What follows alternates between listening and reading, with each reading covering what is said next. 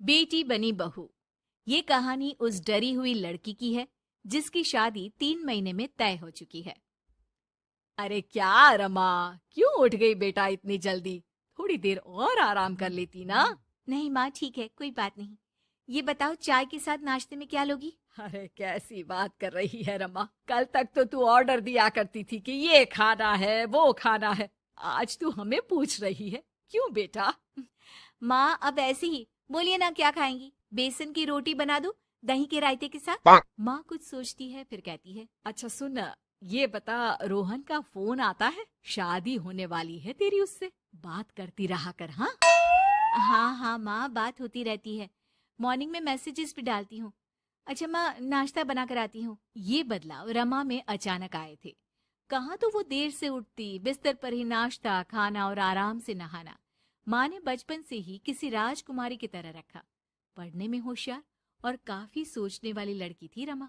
क्या बात है, आज तो नाश्ता बिल्कुल अलग बना है। ये कॉम्बिनेशन अपने घर में तो मैंने नहीं खाया। पापा, वो रोहन की मम्मी सोमवार को यही खाती है, इसलिए मैंने बनाया सीखने के लिए। ठीक नहीं लगा तो कुछ और बना देती हूँ। अरे नहीं नहीं, हमारी समधन जो खाएगी हम भी साथ बैठकर वही खा लेंगे। वैसे इट्स वेरी हेल्दी। हाँ रमा, गुड, वेरी गुड। पापा के मुंह से तारीफ सुनकर रमा खुश हो जाती है। वो रोहन को फोन करती है, पता है पापा ने मेरे हाथ के नाश्ते की तारीफ की, बोल रहे थे it's very tasty Rama. Good good, सही है। अच्छा देखो, कल मम्मी पापा कुछ भी ग्रीन वेजिटेबल का खाते हैं, जैसे पालक पनीर या फिर मिक्स सलाद के साथ ब्राउन ब्रेड। तुम बना लेना कल, और हाँ पिक्स शेयर करना, मैं माँ को दिखा दूंगा। ठीक है, भेज दूंगी। अगले दिन रमा फिर कुछ नया बनाकर रोहन को फोटो भेजती है। अपनी माँ को दिखा देना, ये मैंने बनाया है। तभी वहाँ उसकी माँ आ जाती है। ये क्या बेटा, ये हाथ कैसे चल गया तुम्हारा? अरे कुछ नहीं माँ, वो तो बस ऐसे ही। आप बताओ ना, क्या चाहिए? अरे कुछ नहीं बेटा, ला मैं हाथ में दवा लगा देती हूँ। माँ हाथ में दवा लगा रही थी कि पता नहीं रमा क्या सोच रही थी। थोड़ी परेशान सी थी। क्या हुआ रमा, क्यों परेशान लग रही हो? रोहन से कोई बात हुई है क्या? नहीं माँ, आज जो बनाया उसकी फोटो मांगी थी रोहन ने, दे तो दी, लेकिन अभी तक कोई रिप्लाई नहीं आया। माँ कुछ सोचती है, फिर रमा के फोन से उसके जले हुए हाथ की फोटो खींचकर भी रोहन को भेज देती है। अरे माँ, ये क्या कर रही हो? वो सोचेगा कि मुझे काम करना आता ही नहीं। हाँ तो सोचने देना, पढ़ाई में नहीं मिल पाता था वक्त, जितना सीखा है काफी है। वक्त के साथ ही खाना बनाना, घर संभालना सब कुछ आ जाता है। थोड़ी देर में रमा के फोन का मैसेज बजता है। रमा के पास रोहन का फोन आ जाता है। माँ को ये खाना देखने में ही अच्छा नहीं लगा।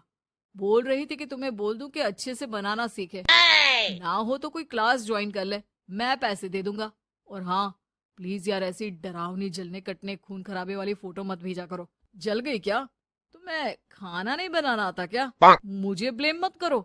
मैंने ब्लेम करने के लिए नहीं, बस अपनी सीरियस एफर्ट दिखाने के लिए ये फोटो भेजी थी। वैसे भी मैंने नहीं, मॉम ने भेजी थी, पता नहीं क्यों। ओ यार, तुम्हारी मॉम क्यों इतना इंटरफियर कर रही है? वैसे अभी ये हाल है तो बाद में तो वो हमारे घर में ही ताक जाग करती रहेंगी।